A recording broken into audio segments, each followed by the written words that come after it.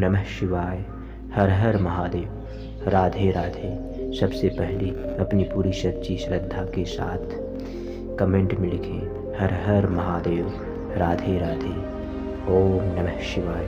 माता लक्ष्मी जो भी हमारे चैनल को सब्सक्राइब करे, वीडियो को लाइक करे, कमेंट में हर हर महादेव लिखें, आप उसके घर में धन भंडार की कभी कमी न होने देना, यह मनोकामना है मेरी। गौ माता ने स्त्रियों को श्राप दिया था, जो श्राप आज भी स्त्रियों को भोगना पड़ रहा है। यह श्राप स्त्री मनुष्य दोनों को भोगना पड़ रहा है। जी हाँ दोस्तों, आज की यह कहानी बहुत ही ज़्यादा ज्ञानवर्धक है, बहुत ही ज़्यादा मोटिवेट करने वाला कहानी है। आँखों से आ जाएगा आंसू। आज इस कहानी को अगर आप सही ढंग से सुन और समझ लेंगे तो आप भी हर किसी की मदद करने के लिए तैयार हो जाएंगे। मित्रों, गौ माता वैसे भी पूजनीय योग्य है और वह पूजी भी जाती है। गौ हमारी गौ माता है, जी हाँ कहा जाता है। लेकिन वहीं गौ माता की आज बड़ी ही दयनीय दुर्दशी दशा है। लोग जो है जब तक वो दूध देती हैं तब तक उनका दूध निकालते हैं, उसके बाद जो है उन्हें जो है छोड़कर हाँक देते हैं। उनकी बड़ी दयनीय हालत हुई है। जो भी बछड़े होते हैं उनको छोड़ दिया जाता है। वे जो है छोटे छोटे बच्चों को जो है कुकुर काट करके खा जाते हैं। पानी प्यास हमारे मर जाते हैं, चारा नहीं पाते हैं, घाम में तड़पते हैं। यह सब पाप कहाँ जाएगा? यह सब पाप मनुष्यों को भोगना ही पड़ेगा। जी हाँ, कहीं ऐसा न हो जाए कलयुग में गौ माता ऐसा श्राप दे दे जिससे जो है मनुष्य को बहुत भारी नुकसान सब उसको उठाना पड़ सकता है। इसलिए आपसे रिक्वेस्ट है, जिन लोगों की भी घर में गौ माता है उनकी सेवा करें, उनका सत्कार करें, उन्हें भरपेट खाना खिलाएं, पानी पिलाएं, उनके बछड़े को छोड़कर हाके ना। जी हाँ, ये पाप है जो कि अगले जन्म में भोगना ही पड़ेगा। चलिए कहानी की तरफ चलते हैं। गोपाल नाम का एक व्यक्ति रहता था। वह जो है गाय का जो है पालन पोषण किया करता था। जब गायें दूध देती थी वह दूध निकाल कर उन्हें जो है बेचा करता था। उन गाय के दूध का जो है घर में सभी लोग सेवन करते थे, खाते थे। उस दूध को वह निकाल कर बेचता था। बेचने के बाद जो भी दूध बचता था उसे जो है घर के सभी लोग खाया करते थे। जी हाँ, अपने घर परिवार को भी बहुत अच्छे तरीके से खिलाता रहता था। यह ऐसा ही कई महीनों चलता रहा। गोपाल और उसके घर परिवार वाले अच्छे से गौ माता का दूध गारते रहते। और एक ऐसा समय होता जब गौ माता दूध देना बंद कर देती थी। तब गौ माता दूध देना जब बंद कर देती थी तो वह गोपाल उसे गाय को छोड़ देता है। जी हाँ, चारा डालना बंद कर देता है। जब गौ माता को गोपाल छोड़ देता तब वह इधर उधर खेतों में भटकने लगती है। इसके बाद ऐसा ही 2-4 दिन चलता रहा।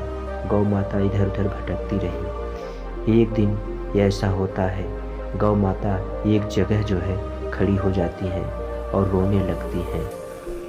रोते रोते कहती हैं कि हे भगवान, आपने हमें गाय क्यों बनाया?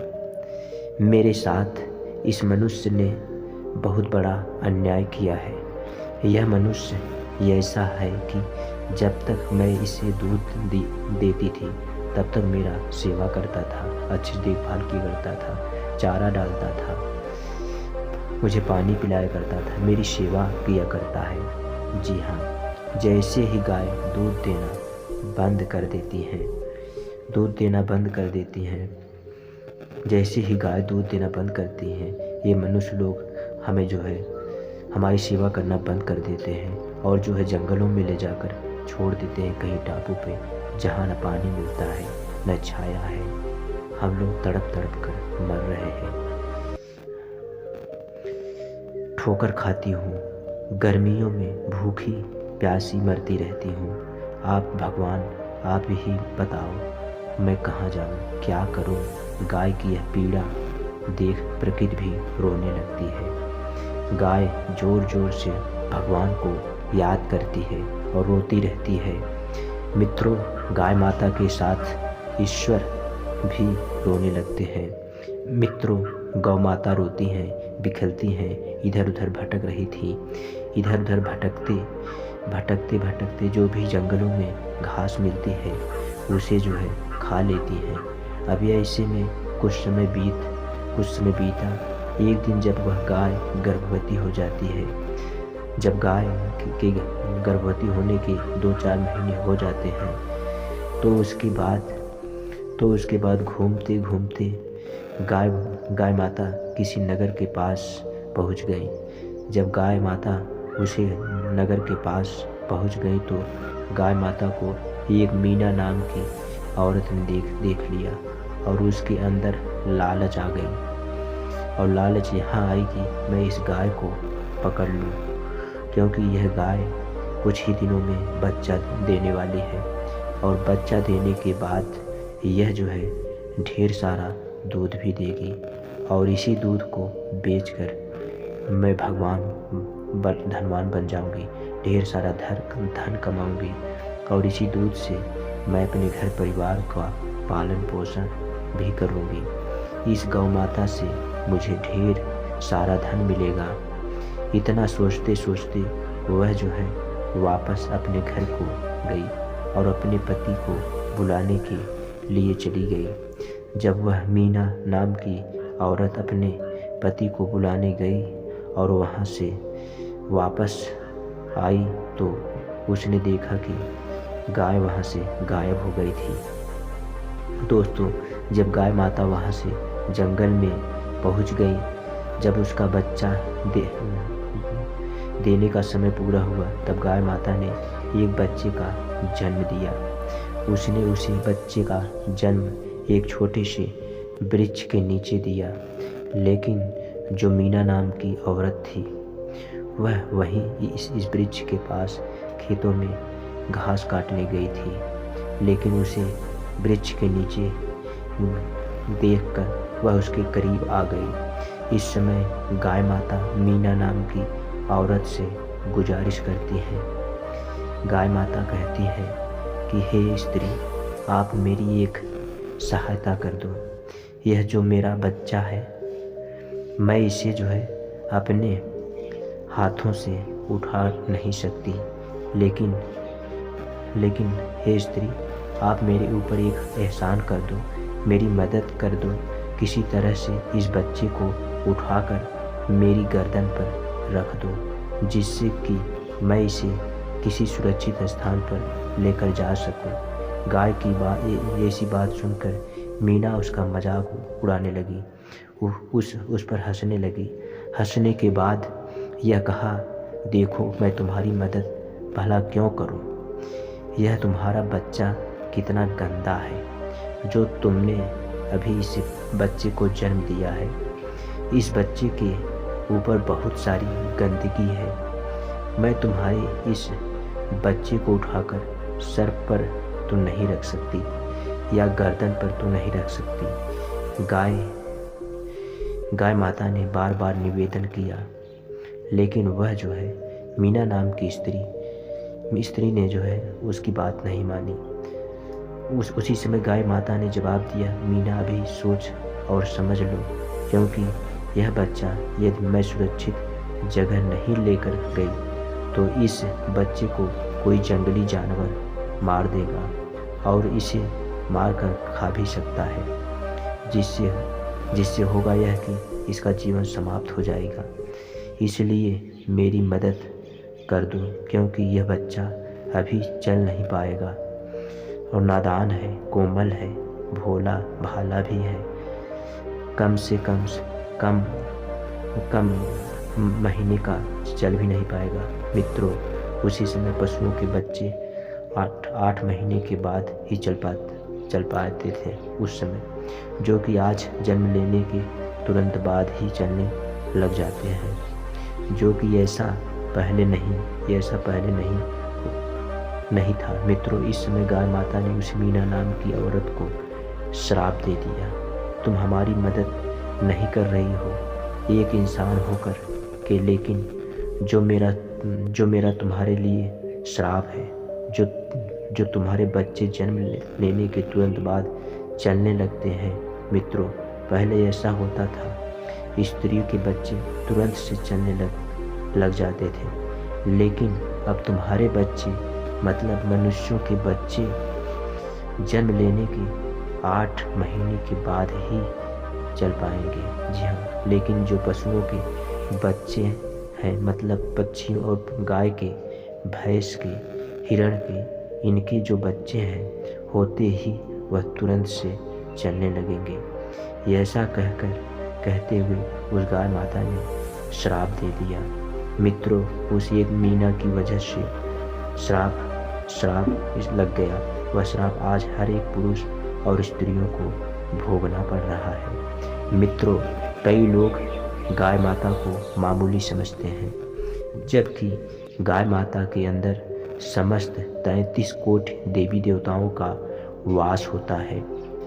शास्त्रों की हर एक पुस्तक में गाय माता का बखान है, और जब यह 33 कोटि का देवता क्रोधित होते हैं तब पूरा ब्रह्मांड जो है जलने लगता है। कहा जाता है थरथरा जाता है। दोस्तों, यही कारण है कि पहले मनुष्य जो बच्चे होते थे वह तुरंत पैदा होने के बाद चलने लगते थे।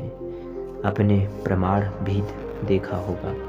सुखदेव ने जब जन्म लिया था तो वह जो है घर से ही निकल गए थे जंगल के लिए।